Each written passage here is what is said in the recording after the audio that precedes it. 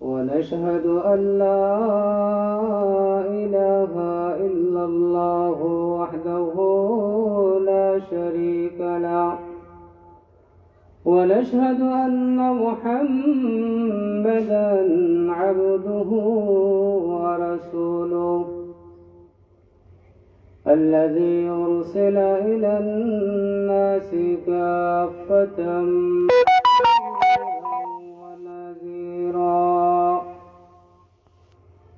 وداعيا إلى الله بإذنه وسراجا منيرا. أما بعد، فقد قال الله تبارك وتعالى في كلامه المجيد وفيه فرقانه الحميد. أعوذ بالله من الشيطان الرجيم. بسم الله الرحمن الرحيم.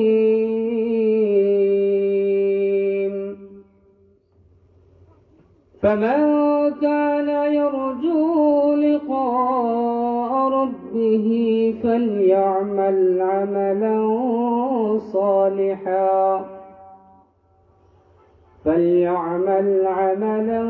صالحا ولا يشرك بعبادة ربه أحدا. وقال النبي صلى الله عليه وسلم: إذا أحب العبد لقائي أحببت لقاءه، وإذا كره لقائي كرهت لقاءه، أو كما قال النبي عليه الصلاة والسلام. وقال تبارك وتعالى في آية شان حبيبه ومحبوبه ومعشوقه مخبرا وآمرا: إن الله وملائكته يصلون على النبي يا أيها الذين آمنوا صلوا عليه وسلموا تسليما. محبت درود شریف. صلى الله على سيدنا ومولانا محمد وعلى آله وأصحابه وسلم. صلى الله على سيدنا ومولانا محمد وعلى آله وأصحابه وسلم. بلغ العلا بكماله، كشف الدجى بجماله، حسنت جميع خصاله. صلوا عليه وآله. আলহামদুলিল্লাহ। বানেশ্বরপুর দেওয়ানগাঁও বাইতুল নূর জামে মসজিদ কর্তৃক আয়োজিত আজকের এই ইসলামী মহাসম্মেলনের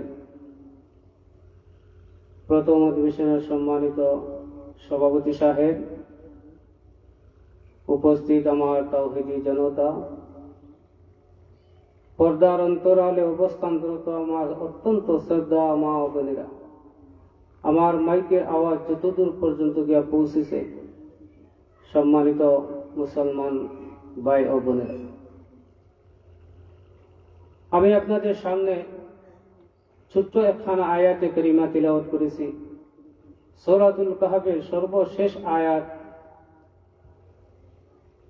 এই আয়াতের মধ্যে আল্লাহ পাক রব্বুল আলামিন দুটি কথা বলেছেন।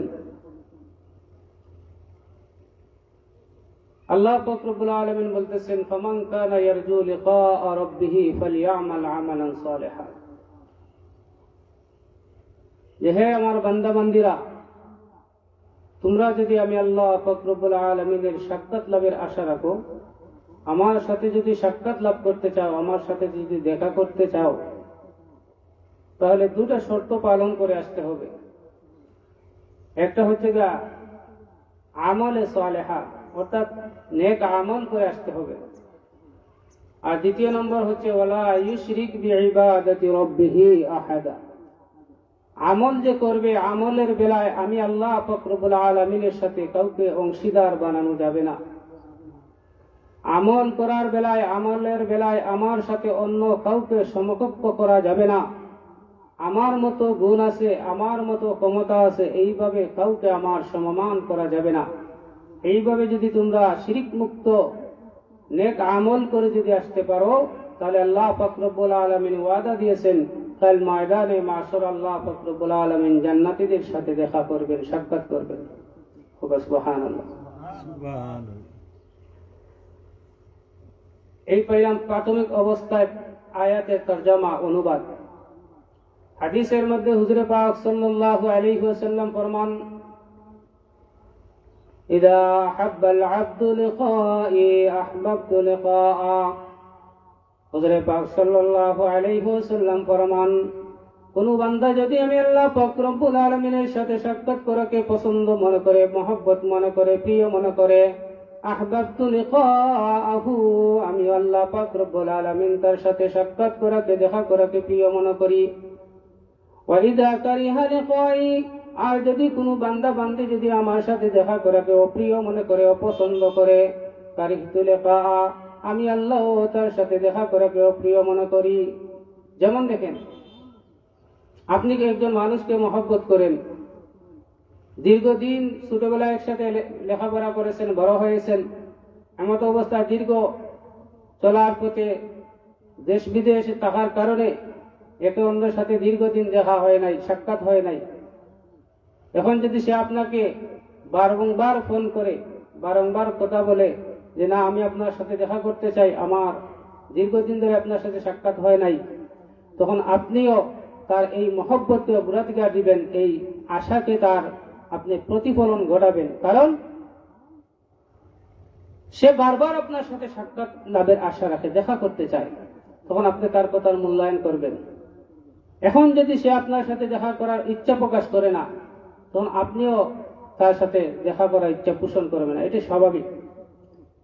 কিন্তু মহান রব্বুল আলামিন এইভাবে বলেন, নবীজি বলেন, আল্লাহ পাক রব্বুল আলামিনের সাথে যদি তুমি দেখা করতে চাও, সাক্ষাৎ করতে চাও, সাক্ষাৎ লাভের আশা করো, সাধারণত দুনিয়ার কোনো মানুষ, বড় কোনো মানুষের সাথে, প্রেসিডেন্ট, প্রাইম মিনিস্টার, প্রধানমন্ত্রীর সাথে, রাষ্ট্রপতির সাথে কেউ যদি দেখা করতে চায়, রাষ্ট্রপতি প্রধানমন্ত্রীর সাথে যদি কেউ দেখা করতে চায়, তাহলে তার মতের হতে হবে, তার দলের হতে হবে, অথবা তার আদর্শের কোন লোক হতে হবে। এর বাদে কত সিকিউরিটির মাধ্যমে, কত চেকআপের মাধ্যমে তার সাথে দেখা করতে হয়। কিন্তু হুজুরে পাক সাল্লাল্লাহু আলাইহি ওয়াসাল্লাম বলেন, না না, আমার আহকামুল হাকিমিন আল্লাহ পাক রব্বুল আলামিন तमाम বাদশাহের বাদশা, तमाम দুনিয়ার পৃথিবীর বাদশাহের বাদশা। লিমানিল মুলকুল ইয়াউমি লিল্লাহিল ওয়াহিদিল কাহ্হার। কাল ময়দানে মাশর আল্লাহ পাক রব্বুল আলামিন तमाम দুনিয়ার বাদশাদেরকে আহ্বান করে বলবেন, ও দুনিয়ার বাদশারা, আজকের দিনের কে মালিক, আজকের দিনের রাজত্বকার, আজকের বাদশাহিত্বকার। তখন কেউ মাথা তুলে দাঁড়াবে না। যাই হোক, এই আল্লাহ পাক রব্বুল আলামিনের সাথে যদি সাক্ষাৎ করতে হয়, তাহলে দুটা শর্ত পালন করতে হবে। শর্তটা কি? আল্লাহ বলেন, শিরিক মুক্ত নেক আমল করে আসতে হবে। ও দুনিয়ার বান্দা বান্দিরা, তোমরা যদি আমি আল্লাহ পাক রব্বুল আলামিনের সাথে দেখা করতে চাও, আমাকে যদি দেখতে চাও, তাহলে দুইটা শর্ত যদি পালন করতে পারো, তাহলে তোমরা আমি আল্লাহ পাক রব্বুল আলামিনের সাথে অনায়াসে সাক্ষাৎ করতে পারবে। প্রথম নম্বর কি? আমলে সালেহা। আমলে সালেহা অনেক লম্বা আলোচনা, সময় যেহেতু সংক্ষিপ্ত, শর্টকাটে বিভিন্ন গুরুত্বপূর্ণ বিষয়গুলো তুলে ধরার চেষ্টা করব। আমলে সালেহা অর্থাৎ নেক আমল, এক সাহাবী হুজুরে পাক সাল্লাল্লাহু আলাইহি ওয়াসাল্লামের কাছে এসে বলতেছেন, ইয়া রাসূলুল্লাহ, ইয়া হাবিবাল্লাহ, ওগো নবীজি, আপনি আমাকে এমন একটা আমলের সন্ধান দিন যে আমল করলে আমি আল্লাহ পাক রব্বুল আলামিনের তৈরি জান্নাতে প্রবেশ করতে পারবো। হযরত আবু হুরায়রা রাদিয়াল্লাহু তাআলা আনহু থেকে বর্ণিত হাদিস, বুখারী মুসলিম শরীফের হাদিস। হযরত আবু হুরায়রা রাদিয়াল্লাহু তাআলা আনহু বর্ণনা করেন, আমরা হুজুর পাক সাল্লাল্লাহু আলাইহি ওয়াসাল্লামের সাথে বসা ছিলাম। এমত অবস্থায় এক বেদুন, আতা আরাবিয়ুন, এক বেদুন লোক, জনৈক এক বেদুন লোক হুজুর পাক সাল্লাল্লাহু আলাইহি ওয়াসাল্লামের কাছে এসে বলল, ইয়া রাসূলুল্লাহ, আপনি আমাকে এমন একটা আমলের সন্ধান দিন যে আমল করলে আমি আল্লাহর তৈরি জান্নাতে যেতে পারবো। হুজুর পাক সাল্লাল্লাহু আলাইহি ওয়াসাল্লাম প্রথমেই তাকে নির্দেশ দিলেন, ওয়াবুদুল্লাহ লা তুশরিকু বিহি শাইআ, তুমি শিরিক মুক্ত আল্লাহর ইবাদত করবে, আর ফরজ নামাজগুলা যথা সময় আদায় করবে, তুমি যদি মালের মালিক হয়ে থাকো তাহলে যাকাত দিবে। এইভাবে ইসলামের গুরুত্বপূর্ণ বিষয়গুলা তাকে যখন বলা হলো আল্লাহ নবীর পক্ষ থেকে,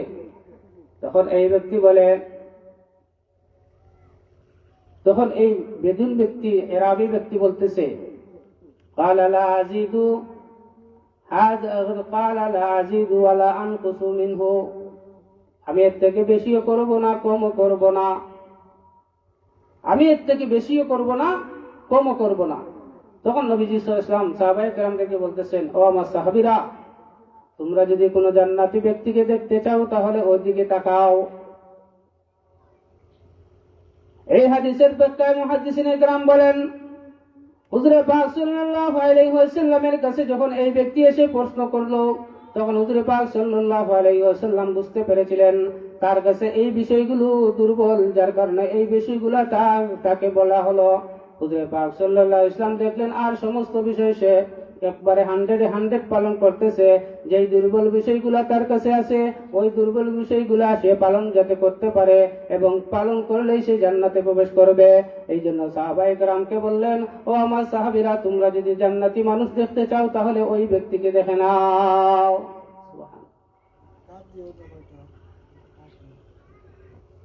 শুধু তাই নয়, যদি আমেলে সালেহা একটা সূত্র শব্দ, এই শব্দের ভিতরে দুনিয়ার মানুষের তামাম জাহান এবং পার্থিব এবং আখিরাত, দুনিয়া এবং আখিরাত এর মধ্যে বিদ্যমান।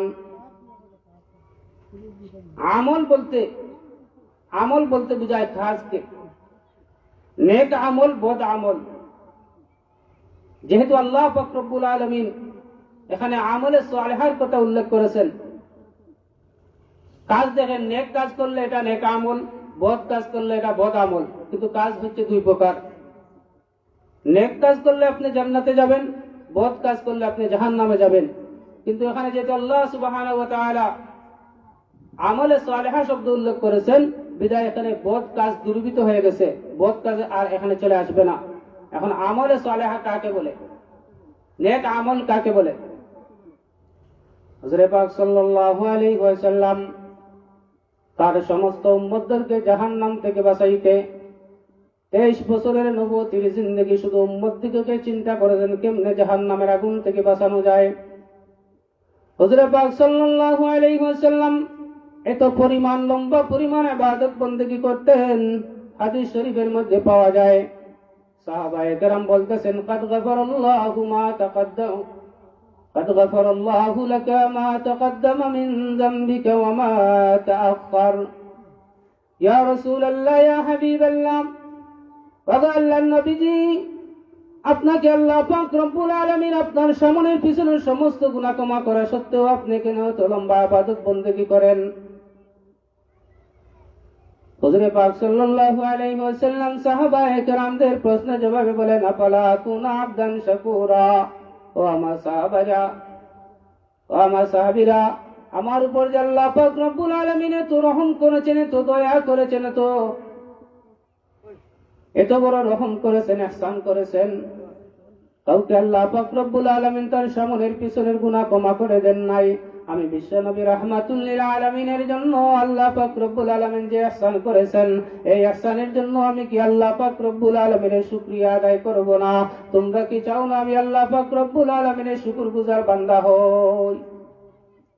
নবীজির সামনের পিছনে সমস্ত গুনাহ ক্ষমা করা সত্ত্বেও আল্লাহ সুবহানাহু ওয়া তাআলার দরবারে এত লম্বা পরিমাণ ইবাদত বন্দেগী করেন কিসের জন্য? শুধুমাত্র উম্মতদেরকে শিক্ষা দেওয়ার জন্য। দেখো আমার গুনাহ নাই, আমার গুনার সামন পিছন সমস্ত মাফ করার পরেও আমি উম্মতদেরকে শিক্ষা দেওয়ার জন্য এত পরিমাণ লম্বা ইবাদত বন্দেগী করি, যে ইবাদত করার কারণে আল্লাহ পাক রব্বুল আলামিনের পিয়ারা হাবিবের পা মুবারক তুলে গিয়েছিল।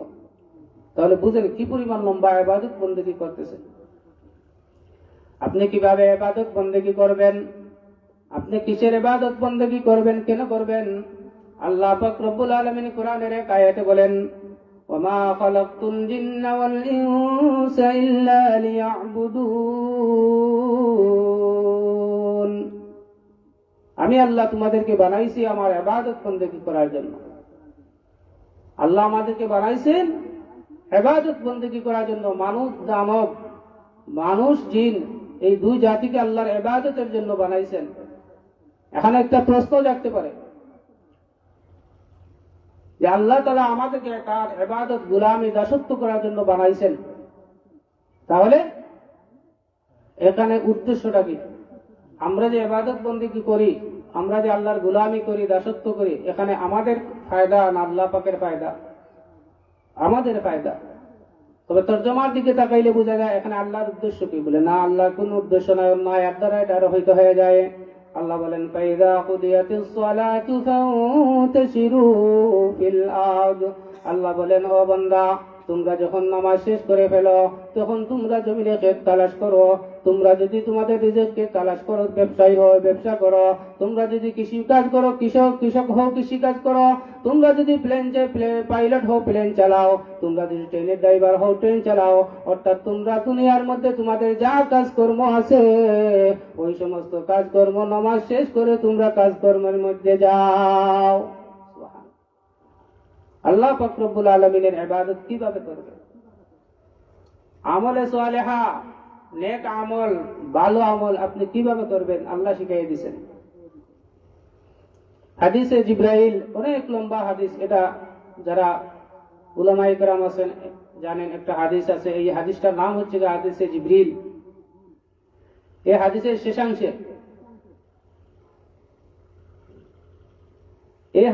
শেষাংশে হযরত জিবরিল আলাইহিস সালাতু ওয়াস সালাম অনেক প্রশ্ন রাসূলুল্লাহকে করেছেন। নবীজিকে অনেক প্রশ্ন করার শেষ পর্যায়ে একটা প্রশ্ন করেছিলেন, ইয়া রাসূলুল্লাহ মাল ইহসান। ও নবীজি, আমাকে ইহসান সম্পর্কে বলুন।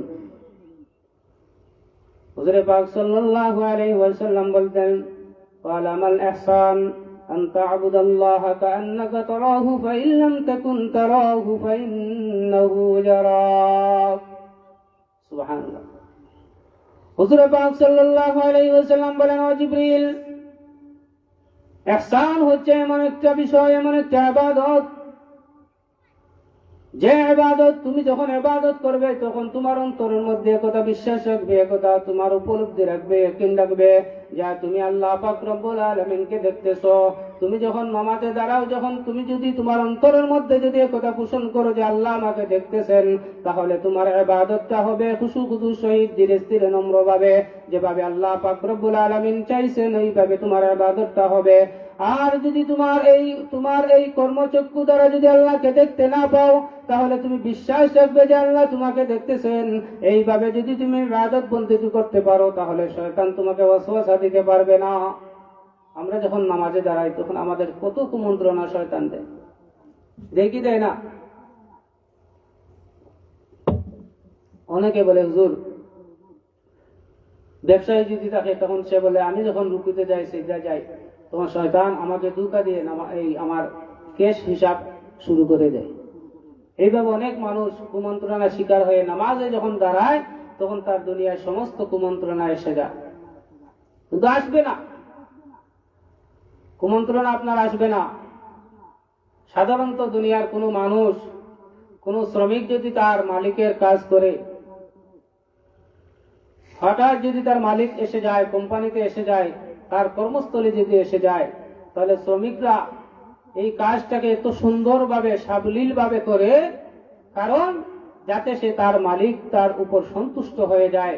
তার মালিকের সন্তুষ্টি পাওয়ার জন্য একজন শ্রমিক যদি তার কাজকে এত সুন্দরভাবে সাবলীল ভাবে ধীরে স্থিরে যদি করে, সুন্দর করে তার মালিকের মন জয় করার জন্য, তার টার্গেট থাকে কি?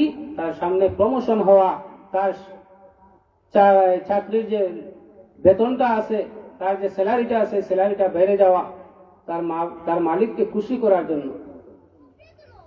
ঠিক তদ্রূপ ভাবে হুজুরে পাক সাল্লাল্লাহু আলাইহি ওয়াসাল্লাম ফরমান, ও আমার উম্মতেরা, আনতা আবুদাল্লাহা কাআন্নাকা তারা, তোমরা এমন ভাবে আল্লাহ পাক রব্বুল আলামিনের ইবাদত করবে যেমন তুমি আল্লাহ পাক রব্বুল আলামিনকে দেখতে পাচ্ছ। আর যদি তুমি দেখতে না পাও, ফাইল্লাম তাকুন তারাহু ফাইন্নাহু ইয়ারাক, আর যদি তুমি দেখতে না পাও, তাহলে তুমি একদা মনে মনে উপলব্ধি করবে যে আল্লাহ পাক রব্বুল আলামিন তোমাকে দেখতেছেন। আল্লাহ যদি আমাকে দেখেন, আপনাকে দেখেন, আমরা যদি আল্লাহকে দেখি, তাহলে আমাদের ইবাদতের মধ্যে, আমাদের নেক আমলের মধ্যে, কারণ ইবাদতের মধ্যে সবথেকে গুরুত্বপূর্ণ যে ইবাদত, সবথেকে মর্যাদাপূর্ণ যে ইবাদত, সবথেকে শারীরিক যে ইবাদত, এটার নাম হচ্ছে সালাত। আর ঈমানের পরে যার স্থান, এই সালাত হচ্ছে সবথেকে গুরুত্বপূর্ণ ইবাদত। এই ইবাদতটা যদি আমরা সুন্দরভাবে, যদি সাবলীল ভাবে, ধীরে স্থিরে, নম্রভাবে, আল্লাহ যেভাবে চাইছেন, ওয়ারকাউ মা'আর রাকিঈন, তোমরা ধীরে স্থিরে রুকু করো, ধীরে স্থিরে সিজদা করো, যেভাবে আল্লাহ চান ওইভাবে যদি আমরা আল্লাহকে যদি সিজদা করতে পারি, নেক আমলগুলা যদি করতে পারি, তাহলে এই নেক আমলের বদৌলতে কাল ময়দানে মাশরে আল্লাহ পাক রব্বুল আলামিন আমাদের সাথে সাক্ষাৎ করবেন, আমরা যদি জান্নাতি হই। মাহতারাম হাজিরিন, কিয়ামতের ময়দান অত্যন্ত ভয়ঙ্কর ময়দান। মানুষ বড় পেরেশানির মধ্যে থাকবে, মানুষ বড় সহায় থাকবে, মানুষ বড় ইয়া নফসি বলে থাকবে। কিন্তু এই কঠিন ময়দানে আল্লাহ পাক রব্বুল আলামিন দুটি ভাগে মানুষদিকে বিভক্ত করবেন। কোরআনে কারীমের মধ্যে আল্লাহ সুবহানাহু ওয়া তাআলা বলতেছেন, সালামুন কাওলাম মির রাব্বির রহিম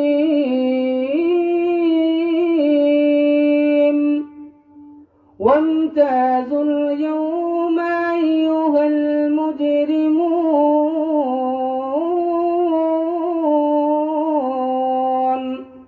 আল্লাহ পাক রব্বুল আলামিন ডেকে বলবেন, ও জান্নাতীরা তোমরা আলাদা হয়ে যাও। ওয়ামতাজুল ইয়াওমা আইয়ুহাল মুজরিমুন, ও গুনাহগারের দলেরা, মুজরিম দলেরা, তোমরা আর জান্নাতীদের থেকে আলাদা হয়ে যাও। জান্নাতি যারা হবে তাদেরকে আল্লাহ পাক রব্বুল আলামিন সালাম জানাইবেন, ও আমার জান্নাতবাসীরা, তোমাদের উপর আমি আল্লাহ পাক রব্বুল আলামিনের শান্তি বর্ষিত হোক। বলেন সুবহানাল্লাহ। আর ওয়ামতাজুল ইয়াওমা আইয়ুহাল মুজরিমুন, ও মুজরিম, ও গুনাহগারের দলেরা, তোমরা আমার পবিত্র নেককার বান্দা বান্দীদের থেকে তোমরা আলাদা হয়ে যাও। যখন আলাদা হয়ে যাবে, তখন ফেরেশতারা দেখবে এই গুনাহগার বান্দাদেরকে, গুনাহগার উম্মতদেরকে নবীজির সামনে দিয়ে টানা হেসরা করে জাহান্নামের দিকে নিয়ে যাইতেছে, জাহান্নামের দিকে নিয়ে যাইতেছে। যখন এই আল্লাহর নবী, বিশ্ব নবী, রাহমাতুল লিল আলামিন, তার প্রিয় উম্মতদিগকে তার সামনে দিয়ে যখন জাহান্নামে নিক্ষিপ্ত হতে দেখবেন, আল্লাহ পাক রব্বুল আলামিনের পেয়ারা হাবিব তখন তিনি আরশে আজিমে সিজদায় পড়ে যাবেন। তখন তিনি তাৎক্ষণিক সিজদায় পড়ে যাবেন, সিজদায় পড়ে কান্না শুরু করে দেবেন। এমন কান্না কানবেন, আল্লাহ পাক রব্বুল আলামিন তখন আওয়াজ দিবেন, ইয়া ও আমার পেয়ারা হাবিব, আমি আল্লাহ পাক রব্বুল আলামিন আপনাকে দুনিয়াতে অনেক কান্না করতে দেখেছি, আমি সহ্য করেছি, কিন্তু আখিরাতের ময়দান আপনার কান্নার জায়গা নয়। ইয়া ও আমার পেয়ারা হাবিব, আমি আল্লাহ পাক রব্বুল আলামিন আপনাকে আবে কাউসার দান করেছি, আপনাকে আমি সর্বোচ্চ সম্মান দান করেছি, আপনাকে আমি মাকামে মাহমুদ দান করেছি। ও নবী, আপনি কেন কাঁদতেছেন? আপনার কান্না তো আমি আল্লাহ পাক রব্বুল আলামিনের সহ্য হইতেছে না। ও নবীজি, আপনি মাথা মাথা উঠান। আপনার কান্না আমি আল্লাহ পাক রব্বুল আলামিন সহ্য করতে পারবো না, কারণ আজকের দিন আপনার কান্নার দিন নাই গো। ও নবী, আপনি মাথা উঠান। আল্লাহ পাক রব্বুল আলামিনের এই কথা শুনে আল্লাহ নবী বিশ্ব নবী রাহমাতুল লিল আলামিন ডেকে বলবেন, ইয়া খুদা, আমার পরওয়ারদিগার, আজকে আমি দেখতেছি আমার সামনে দিয়ে আপনার তৈরি ফেরেশতারা আমার বেগানা গুনাহগার উম্মতদেরকে জাহান্নামে টানা হেসরা করে নিয়ে যাচ্ছে। ওগো আল্লাহ পাক রব্বুল আলামিন, আমি আমার উম্মতের এই অবস্থা দেখতে পারবো না। আমরা আল্লাহ পাক রব্বুল আলামিন তখন বলবেন, নবী গো, আপনি আপনার মাথা উঠান, আপনি মাথা সিজদা থেকে মাথা তুলুন। আমি আল্লাহ পাক রব্বুল আলামিন দুনিয়াতে আদম থেকে নিয়ে ঈসা নবী পর্যন্ত সমস্ত নবী রাসূল আম্বিয়াদেরকে আমি স্পেশাল একটা দোয়া দিয়েছিলাম, ওই দোয়া সবাই করে নিয়েছে। আপনি আপনার এই দোয়াটা রেখে দিয়েছেন, আপনাকে আমি অনুমতি দিলাম, আপনি দোয়া করুন, আপনি সুপারিশ করুন। আপনি যাদের জন্য সুপারিশ করবেন আমি আল্লাহ পাক রব্বুল আলামিন আপনার সুপারিশ কবুল করব। সুবহানাল্লাহ। শুধু তাই নয়, আল্লাহ পাক রব্বুল আলামিন যখন জান্নাতীরা যখন জান্নাতে প্রবেশ করবে, বিচার কার্য যখন শেষ হবে, এখানে দুইটা আয়াতের মধ্যে দুইটা অংশ, আমি শুধু এখন আমাল সালেহা সম্পর্কে আলোচনা করতেছি, যেহেতু সময় কম সংক্ষিপ্ত আকারে করার চেষ্টা করেছি। যখন বিচার কার্য সম্পন্ন শেষ হবে, জান্নাতীরা জান্নাতে চলে যাবে, জাহান্নামীরা জাহান্নামে চলে যাবে, তখন আল্লাহ পাক রব্বুল আলামিন জান্নাতীদেরকে আহ্বান করবেন, ও আমার জান্নাতীরা, আমি আল্লাহ পাক রব্বুল আলামিন তোমাদেরকে আমার পবিত্র কালামুল্লাহ শরীফে কোরআনে মাজিদে যে সমস্ত ওয়াদা করেছিলাম, যারা জান্নাতে আসবে, জান্নাতে বিভিন্ন ফল ফলাদি ভোগ করবে, সমস্ত নাজ ও নিয়ামত আমি আল্লাহ যা ঘোষণা করেছি তোমরা কি তা পাইছো? বিভিন্ন রায়াত আছে, বিভিন্ন ভাবে আল্লাহ পাক রব্বুল আলামিন জান্নাতীদেরকে বলবেন, ও আমার জান্নাতীরা, আমি আল্লাহ পাক রব্বুল আলামিন তোমাদেরকে যে সমস্ত নাজ ও নিয়ামতের কথা উল্লেখ করেছি আমি তোমাদেরকে জান্নাতে দেব, ওগুলাকে তোমরা পাইছো? সমস্ত জান্নাতবাসীরা বলবে, আল্লাহ, আপনি যে সমস্ত নাজ ও নিয়ামতের কথা উল্লেখ করেছেন আমরা সব পুঙ্খানুপুঙ্খ ভাবে পাইছি, সঠিকভাবে পাইছি। তখন আল্লাহ পাক রব্বুল আলামিন বলবেন, তোমরা এখন একটা জিনিস পাও নাই। তখন একে অন্যের সাথে আলোচনা করবে, আমরা তো সব পাইলাম, শরবতের নদী পাইলাম, দুধের নদী পাইলাম, জান্নাতের হুল গিলমান পাইলাম, আরাম আয়ে সব কিছু পাইলাম, কোন জিনিসের চাহিদা হওয়া মাত্র সাথে সাথে সামনে এসে যায়, সব কিছু পাইলাম। তাহলে যে আল্লাহ পাক রব্বুল আলামিন বলতেছেন এখনো একটা জিনিস পাই না, সেটা কি? তখন আল্লাহ পাক রব্বুল আলামিন বলবেন, ও দুনিয়ার মানুষেরা, ও জান্নাতবাসীরা, তোমরা যে আমি আল্লাহ পাক রব্বুল আলামিনকে না দেখে নেক আমল করলে, গুনাহের কাছ থেকে বেঁচে থাকলে, আমার দেওয়া আমার হুকুম আহকাম অনুযায়ী চললে, আমার দেওয়া নিষিদ্ধ জায়গায় তোমরা গেলে না, গুনাহের কাছ থেকে বিরত থাকলে, শয়তানের সাথে যুদ্ধ করে নেক আমল করলে, এখন তোমাদের পুরস্কার হিসাবে আমি আল্লাহ জান্নাত দিয়েছি, কিন্তু তোমাদের কি মন চায় না আমি আল্লাহ পাক রব্বুল আলামিনের সাথে দেখা করতে? তখন সমস্ত জান্নাতীরা বলবে, আল্লাহ, ওটা তো আমরা ভুলে গিয়েছিলাম। এক হাদিসের মধ্যে হুজুরে পাক সাল্লাল্লাহু আলাইহি ওয়াসাল্লাম বলেন, মানুষ কাল ময়দানে মাশর, বিশেষ করে জান্নাতবাসীরা আল্লাহ পাক রব্বুল আলামিনকে কিভাবে দেখবে? হাদিসে নবীজি বলেন, এক সাহাবী বর্ণনা করতেছেন, আমরা একবার হুজুরে পাক সাল্লাল্লাহু আলাইহি ওয়াসাল্লামের সামনে বসা ছিলাম। সে রাতটা ছিল পূর্ণিমার রাত, 14 তারিখ দিবাগত রাত। হুজুরে পাক সাল্লাল্লাহু আলাইহি ওয়াসাল্লাম হঠাৎ বলতেছেন, ও আমার সাহাবায়ে কেরাম, তোমরা যদি শিরক মুক্ত আমল যদি করে যাইতে পারো, তাহলে ওই যে পূর্ণিমার চাঁদ দেখতে তোমাদের কোনো অসুবিধা হইতেছে কিনা? সাহাবায়ে কেরাম বলেন, ইয়া রাসূলুল্লাহ, ইয়া হাবিবাল্লাহ, ও আল্লাহর নবীজি, আমরা তো পূর্ণিমার চাঁদ দেখতে আমাদের কোনো অসুবিধা হইতেছে না। হুজুর বলেন, ও আমার সাহাবীরা, শুনে রাখো, ওই চাঁদ দেখতে যেমন, পূর্ণিমার চাঁদ দেখতে যেমন তোমাদের কোনো অসুবিধা হইতেছে না, কাল ময়দানে মাশরে আল্লাহ পাক রব্বুল আলামিনকে এর থেকেও বেশি পরিষ্কার ভাবে তোমরা দেখতে পারবে।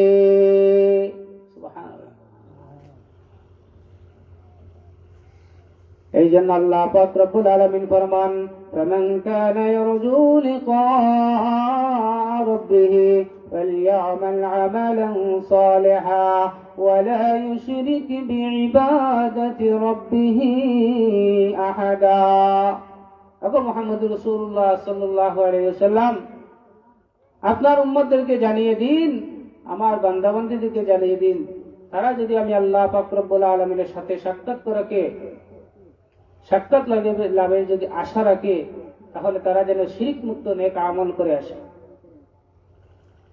নেক আমল কিভাবে করতে হবে দেখেন, নেক আমলের বদৌলতে আল্লাহ পাক রব্বুল আলামিন বিভিন্নভাবে বিভিন্ন মানুষকে বিভিন্ন বলা মুসিবত, বড় বড় মুসিবত থেকে নেক আমলের বদৌলতে আল্লাহ পাক রব্বুল আলামিন বাঁচিয়ে রাখেন। তার একটা দৃষ্টান্ত আপনাদের সামনে পেশ করছি। আমরা জানি হযরতে নূহ আলাইহিস সালাতু ওয়াস সালাম অত্যন্ত বড় মাপের একজন জলিলুল কদর নবী। হযরতে নূহ আলাইহিস সালাতু ওয়াস সালাম তার উম্মতদেরকে দাওয়াত দিতে দিতে যখন বিরক্ত বোধ করলেন, উনাকে বিরক্ত করা হলো, জ্বালা নির্যাতন জুলুম অত্যাচার উনার উপরে করা হলো। হযরত নূহ আলাইহিস সালাতু ওয়াস সালামের সহ্যের বাইরে যখন ওরা চলে গেল, এত জুলুম নির্যাতন অত্যাচার উনাকে সহ্য করতে হয়েছে। এমত অবস্থায় হযরতে নূহ আলাইহিস সালাতু ওয়াস সালাম আল্লাহ পাক রব্বুল আলামিনের কাছে দোয়া করলেন, قال ربي لا تذر على الأرض من الكافرين ديارا।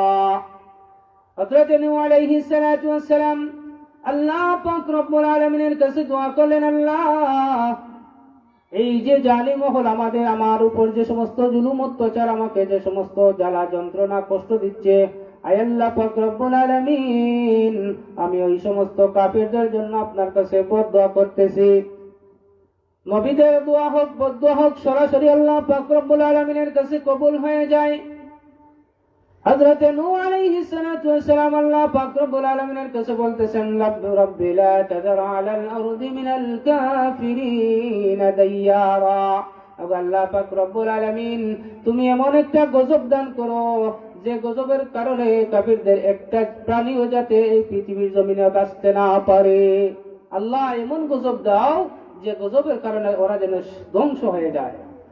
আল্লাহ পাক রব্বুল আলামিন সাথে সাথে হযরত নূহ আলাইহিস সালাতু ওয়াস সালামকে জানিয়ে দিলেন, ওগো নবী নূহ, অচিরে ওদেরকে আমি ভয়ঙ্কর তুফান দিয়ে ওদেরকে শাস্তি প্রদান করব, কিন্তু তোমার উপর যারা ঈমান আনছে, আমি আল্লাহকে যারা বিশ্বাস, আমার উপরে যারা ঈমান আনছে, ও নবী নূহ, তাদেরকে তুমি একটা কিস্তির মধ্যে তৈরি করে একটা কিস্তি বানাও।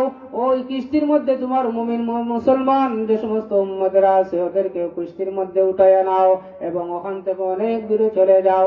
সংক্ষেপে বলতেছি, হযরতে মূসা হযরতে নূহ আলাইহিস সালাতু ওয়াস সালাম আল্লাহ পাক রব্বুল আলামিনের অর্ডার পাইয়া ওই কিস্তি বানাইয়া সমস্ত মুমিনদেরকে কিস্তির মধ্যে আরোহণ করাইলেন। কিন্তু আল্লাহ পাকের ওয়ার্ডারে জোর তুফানের বয়ে, এই ধ্বংসের বয়ে উনি ওখান থেকে তার অনুসারীদেরকে নিয়ে দূরে কোথাও চলে গেলেন।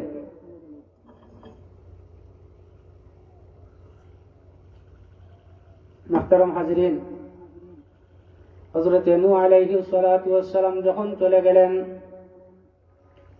যাওয়ার পরে আল্লাহর পক্ষ থেকে ঝড় তুফান শুরু হয়েছে। ঝড় তুফান শুরু হওয়ার পরে কাফিরদের বংশ নির্বংশ করে দেওয়া হয়েছে, তাদের অস্তিত্ব ছিল না। তখন নূহ আলাইহিস সালাতু ওয়াস সালাম আবার তার ঈমানদার উম্মতদেরকে নিয়ে ফিরে আসলেন। আসিয়া হঠাৎ তার মনে হলো যে বৃদ্ধ মায়ের কথা। উনি মুসলমান ছিলেন, নূহ নবীর উপর ঈমান আনছেন, আল্লাহর উপরে ঈমান আনছেন, নূহ নবীকে নবী হিসাবে বিশ্বাস করেছেন।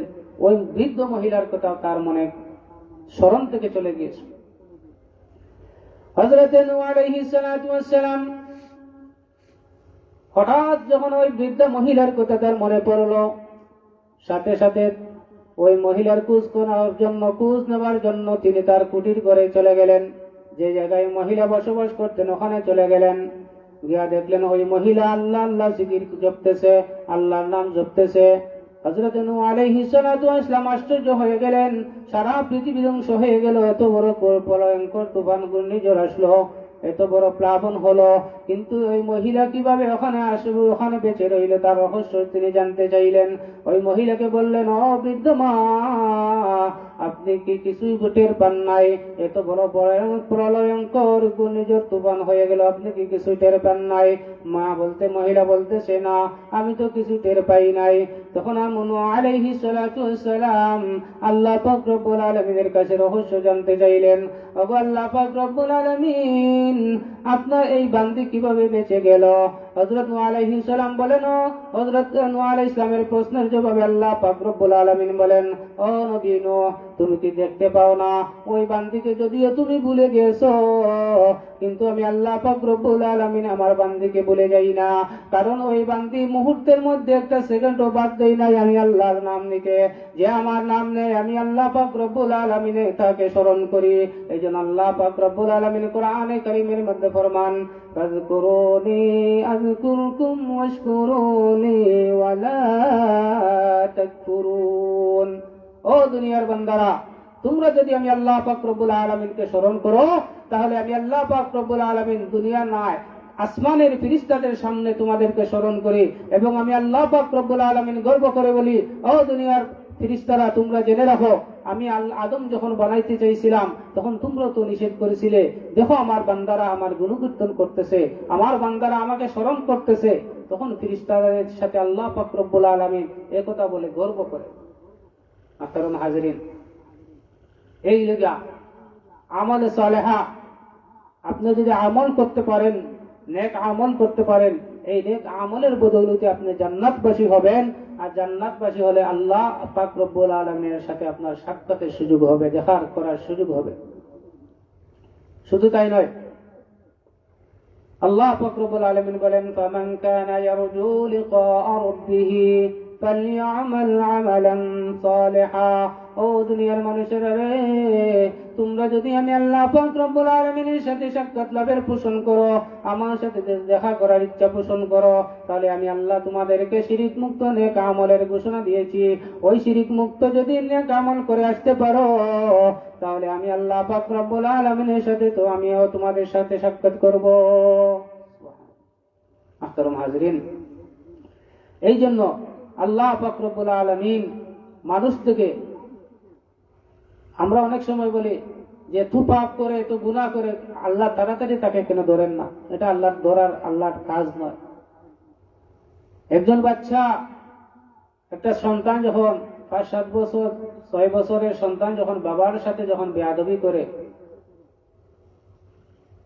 বাবার কথা অমান্য করে, তখন তার পিতার উচিত নয় তার সাথে শক্তি প্রয়োগ করা, তার সাথে কটু বাক্য ব্যবহার করা, তাকে বেদরক পিটানো, এগুলা কোনো বাবার শান নয়। কারণ ও যত ছোট হোক, যেহেতু আপনার সন্তান, সন্তানের সাথে যেরকম শক্তি প্রয়োগ করা মুনাসিব নয় একজন পিতা, ঠিক তদ্রূপ ভাবে একজন খালিক তার মখলুকের উপর তার শক্তি দেখানো, এটা তার উচিত না। এই জন্য আল্লাহ পাক রব্বুল আলামিন সাথ দিয়েছেন, আল্লাহ সাথ দিয়েছেন, কিন্তু রশ্মি আল্লাহর হাতে। গুড়ি যত উপরে যাক, বাতাসের উপরে যাওয়ার পরে গুড়ি মনে করে যে আমি তো আর দুনিয়াতে আসবো না, এখন তো আমি আকাশে উঠতেছি। কিন্তু যার হাতে সুতা আছে, সে বলতেছে তুমি যতই উপরে যাও না কেন, আমি যখন সুতার ধরে যখন টান দেব, তখন তুমি আমার কাছে অটোমেটিক চলে আসতে হবে, তোমার যাওয়ার কোনো শক্তি নাই। ঠিক তদ্রূপ ভাবে আল্লাহ পাক রব্বুল আলামিন বলেন, ও দুনিয়ার মানুষেরা, আমি তোমাদেরকে স্বাধীনতা দিয়েছি, আমি তোমাদেরকে স্বাধীনতা দিয়েছি। তোমরা চাইলে জান্নাতে যাইতে পারো, চাইলে জাহান্নামে হইতে পারো, এটা তোমাদের ইচ্ছা। কিন্তু নাটের গুরু আমার কাছে, আমি যখন সুতার ধরে টান দেব, তখন তোমরা আমার আল্লাহ পাক রব্বুল আলামিনের কাছে চলে আসতে হবে। এই জন্য আল্লাহ বলেন, ফামান কানা ইয়ারজু লিকা রাব্বিহি ফালইআমাল আমালান সালিহা ওয়ালা ইউশরিক বিইবাদাতি রাব্বিহি আহাদা। ও দুনিয়ার বান্দা বান্দিরে, তোমরা আমি আল্লাহ পাক রব্বুল আলামিনের কাছে যদি সাক্ষাৎ করতে চাও, আমার সাথে যদি দেখা করতে চাও, তাহলে তোমরা প্রথমে নেক আমল করবে, এরপরে নেক আমলটা হতে হবে শিরিক মুক্ত। আল্লাহর সাথে ইবাদতের মধ্যে কাউকে শরীক করা যাবে না। কেন আল্লাহ বলছেন ইবাদতের মধ্যে কাউকে শরীক করা যাবে না? এই পরের আয়াত পরের টুকরা যখন আমি আপনাদের সামনে আলোচনা করব তখন বুঝতে পারবেন। এই নেক আমলের বদৌলতে দেখেন একদল ডাকাত, ওরা সারা জীবন ডাকাতি করত, এখন তারা প্রচুর পরিমাণ কি পরিমাণ গুনাহে তারা লিপ্ত ছিল, ডাকাতি করতো তো বুঝতেই পারছেন আপনারা।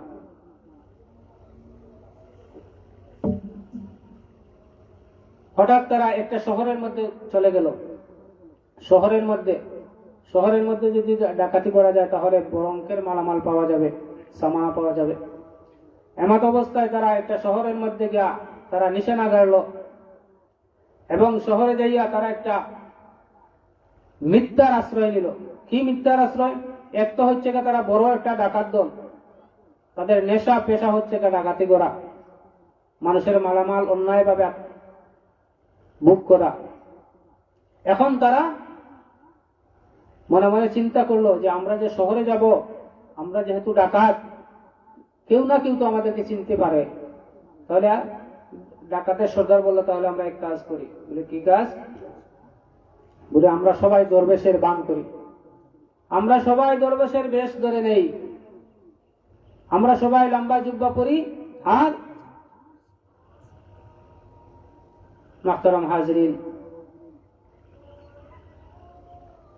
সর্বশেষ যে কথাটা, সময় শেষ, আজানের টাইম হয়ে গেছে, যে আমরা যদি আল্লাহ পাক রব্বুল আলামিন, আমরা তো সবাই চাই যে আল্লাহকে দেখতাম, আল্লাহর সাথে সাক্ষাৎ করতাম। যেহেতু আমরা আল্লাহকে না দেখে ঈমান আনছি, আমরা ইসলাম পালন করতেছি, আল্লাহর হুকুম পালন করতেছি, কোরআন মানতেছি আল্লাহকে না দেখে, এটাই হচ্ছে আমাদের বড় ঈমান, বিশ্বাস। কিন্তু এই বিশ্বাসটা আমরা কাজের মাধ্যমে, আমলের মাধ্যমে, নেক আমলের মাধ্যমে আমরা প্রতিফলন ঘটাতে হবে। যদি হয় তাহলে আল্লাহ পাক রব্বুল আলামিনের ওয়াদা, কাল ময়দানে মাশরে যখন আমরা জান্নাতবাসী হব, আমরা জান্নাতে আল্লাহ পাক রব্বুল আলামিনের সাথে দেখা করব। আল্লাহ আমাদের সাথে দেখা করবেন, আল্লাহ ওয়াদা করেছেন। আমাদের আল্লাহর ওয়াদা কখনো মিথ্যা হতে পারে না, এর মধ্যে কোনো সন্দেহ আনা যাবে না। যদি সন্দেহ আনা যায় তাহলে আপনার ঈমানের মধ্যে খলল সৃষ্টি হয়ে যাবে। আমরা যা বললাম, যা শুনলাম, আল্লাহ পাক রব্বুল আলামিন আমাদেরকে ইখলাসের নিয়তে, আমলের নিয়তে সবাইকে এই বিশেষ করে নেক আমল বেশি বেশি করার তৌফিক দান করুন। আর যে নেক আমল করবো, এই আমলের মধ্যে যাতে আল্লাহর সাথে কাউকে শিরিক অংশীদার না বানাই, সেই জন্য আল্লাহ পাক রব্বুল আলামিন আমাদেরকে বুঝার এবং মানার এবং বেশি বেশি আমল করার তৌফিক দান করুন। ওয়া আখিরু দাওয়ানা আলহামদুলিল্লাহি রাব্বিল আলামিন। আসসালামু আলাইকুম ওয়া রাহমাতুল্লাহি ওয়া বারাকাতুহু। আলহামদুলিল্লাহ, অত্যন্ত সুন্দর আলোচনা আমরা শুনলাম। এখন আসরের আজান হবে, আজানের পর আমাদের ধারাবাহিক মাহফিল